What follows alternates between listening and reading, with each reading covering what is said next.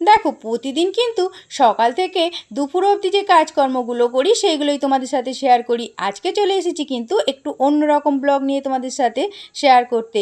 তো আজকে কিন্তু একদম রাত থেকে মানে রাত্রিবেলা কি কাজকর্মগুলো করি আর তারপরে সকালবেলা উঠে সে কী করি সেগুলোই সবটাই তোমাদের সাথে আজকে শেয়ার করব। তো দেখো, হাই ফ্রেন্ডস, কেমন আছো তোমরা সবাই? আজকে চলে এসেছি তোমাদের সাথে নতুন একটা ব্লগ নিয়ে।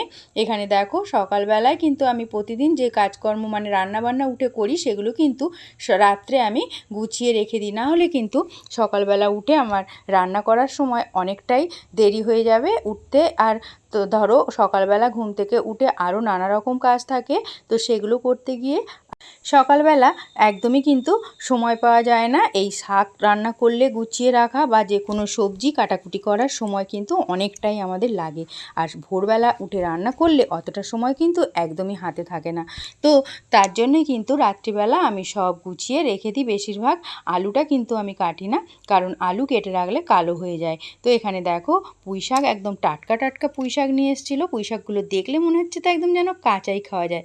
তো পুঁই শাকগুলোকে কেটে নিয়েছি। আর তারপরে কুমড়ো আর বেগুনটা কিন্তু ঘরে ছিল, তো বর্মশাইকে আমি বলেছিলাম পুঁই শাক শুধু নিয়ে এলেই হবে, আর সবজি কিন্তু আছে সব ঘরে। তো তার জন্যই এখানে দেখো আমি কিন্তু পুঁই শাকের জন্য কুমড়োও কেটে নিচ্ছি, আর তার সাথে কিন্তু বেগুনও কেটে নেবো। শাকে আবার বেগুন না দিলে আমার কিন্তু একদমই ভালো লাগে না। যে কোনো শাক রান্না করলে, চচ্চড়ি করলে আর কি, বিশেষ করে আমি কিন্তু দিয়েই থাকি। ভাজা শাকে তো আর বেগুন দিতে হয় না, রান্নার শাকে কিন্তু আমি বেগুন দিয়েই করি সব শাকে। তো তারপরে পটল কেটে নিচ্ছি এদিকে। পটল কিন্তু সকালবেলা মানে রান্না করব, এটা পটলটা একটু বেলার দিকেই করব ঝোলটা, কিন্তু কেটে রেখে দিচ্ছি। একবারে গুছিয়ে রাখলে একটু সুবিধাই হবে। আবার সকালে মিস্ত্রি আসে, কাজে লাগে মিস্ত্রি যেহেতু, তার জন্য কিন্তু এদিকে সময়টা পাওয়া যায় না বেশি, এদিক ওদিক করতেই সময়টা কেটে যায়। তারপরে আবার তরকারি করে দিতে হবে মুড়ি খাওয়ার মিস্ত্রিদের। তাও আমি কিন্তু সন্ধ্যে থেকে তোমাদের দেখালামই না, অন্যদিন আবার সন্ধ্যের ভিডিওটা তোমাদের সাথে শেয়ার করব, মানে পুরো সন্ধ্যে থেকে কি কাজকর্ম করি। সন্ধ্যে দেয়া, তারপরে আরও অনেক রকম চা খাই বসে। তো দেখো এই যে চাটা আমার খাওয়া কিন্তু আগে হয়েই গেছিলো। তো চায়ের বাসন আর বাকি আরও অনেক বাসনই টুকটাক হয়ে যায়, মানে বরের টিফিন যেগুলো নিয়ে যায় খাবার সেইগুলোকে বার করে নিয়েছি। তো সব রকম আনাজ গুছিয়ে কেটে রেখে দিয়ে তারপরে কিন্তু আমি এখানে দেখো বাসনগুলোকেও মেজে নিচ্ছি। এই ছোট ছোট কাজগুলো গুছিয়ে রাখলেই কিন্তু আমাদের সকালবেলায় অনেকটা স্বস্তি পাওয়া যায়, মানে কাজের আর কি। তাও স্বস্তি বলতে তাড়াহুড়োর মধ্যেই কিন্তু রান্না কমপ্লিট করতে হয় আমাকে প্রতিদিন, জানো তো। একটা সময়ের মধ্যে আর কি হলে সেটা ওই টাইম ধরে ঘড়ি দেখি আর কাজ করি বারবার করে। তো এখানে দেখো টিফিনগুলো আমার বরমশাই কিন্তু আগে মেজে আনতো না, তো এখন বলে বলে না মেজে মানে নিয়ে আসে, হালকা করে একটু ধুয়েও নিয়ে আসে এক একদিন না মাজলেও। তো আমি আবার বাড়িতে যতই মেজে আনুক না কেন, সবার মধ্যে ওখানে সবাই একসাথে খায় যেহেতু একটা এর মধ্যে, আর আমি বাড়িতে ভালো করে না মাজলে এগুলো আমার কিন্তু একদমই ভালো লাগে না। তো আমি ভালো করে টিফিনগুলোকে মেজে নিলাম। আবার যখন সকালবেলা আমি খাবার দিই তখন কিন্তু এগুলো আবারও জল দিয়ে ভালো করে ধুয়ে নিই। তো আমার না একটুতেই মানে একটু সব কিছুতেই খুঁতখুঁতে মনে হয়, জানো। সব কিছু একটু ভালো করে পরিষ্কার না করতে পারলে, বিশেষ করে খাওয়া দাওয়ার জিনিস যদি নোংরা থাকে সেগুলো কিন্তু আমার একদমই ভালো লাগে না। তো এখানে আমি চায়ের বাসন, বরের টিফিন আর টুকটাক যেগুলো ছিল সেগুলো মেজে নিলাম। তারপরে এই যে টিফিন বক্সটা বার করে নিয়েছি এই প্লাস্টিকের টিফিন বক্সের মধ্যে। এর মধ্যেই কিন্তু আমি দেখো এই যে দিয়ে রেখে দেবো শাকগুলো, ভালো করে জল ঝরে গেছে, ধুয়ে রেখে দিয়েছিলাম একটা স্টিলের চুবড়ির মধ্যে। তারপরে কিন্তু আমি এখানে গামলাটা উপর করে দিলাম ধুয়ে, আর এই যে টিফিন বক্সটা এঁটে আর সব যেগুলো দেখো আগে সবজি আরও দেখিয়েছিলাম তোমাদের কেটেছি সেগুলোকেও ভরে নিয়েছি সব দুটো ডাব্বায় ভরে নিয়ে চলে গেলাম রাখতে এগুলো ফ্রিজে রেখে দিয়েছে। তারপরে এখনও কাজ কিন্তু আমার কমপ্লিট হয়নি রাতের আর কি। তো এই যে মশলাগুলোকেও বেটে নেবো। এখানে আমি সর্ষে নিয়েছি শাকের মশলার জন্য, সর্ষে, আদা আর জিরে, আর দিলাম কাঁচা লঙ্কা। তো সামান্য একটু লবণও দিয়ে দিই, আমি সর্ষেটা যেহেতু মানে বাটি তার জন্য কিন্তু একটু লবণটা ব্যবহার করি।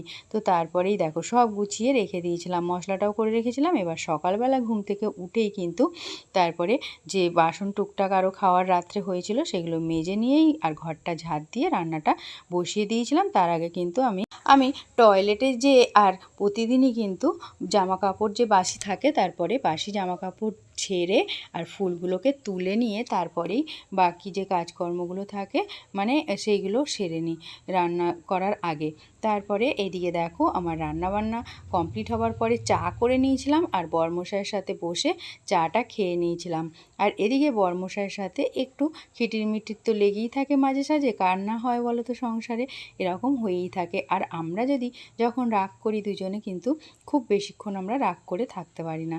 ঠিক রাগ করলেও ঝগড়া করলেও আমি যদি আগে ঝগড়া করি ও একটু মানিয়ে নেয়, আবার ও যদি রাগ করে থাকে তখন আমি কিন্তু মানিয়ে নিই। এরকমভাবেই কিন্তু আমাদের সংসারটা চলে বেশ। আর ছেলে এই যে পড়ে এসছে, তো ছেলে এসে ঘরে বসলো আর তারপরে আমি কিন্তু ঘর যে আগে ঝাড় দেওয়া ছিল তারপরেও ছেলের ঘরটা প্রতিদিন আমি যখন সকালবেলা ঘুম থেকে উঠি মানে সকালে ভোরবেলা আর কি ঝাড়টা দিই, তখন কিন্তু ছেলের ঘরটা বন্ধ থাকে, ও মানে দরজা দিয়েই ঘুমায় ছিটকিনি, তার জন্যই আমি আর ডাকাডাকি করি না, একটু পরে জানি উঠবে পড়তে যাবে বলে।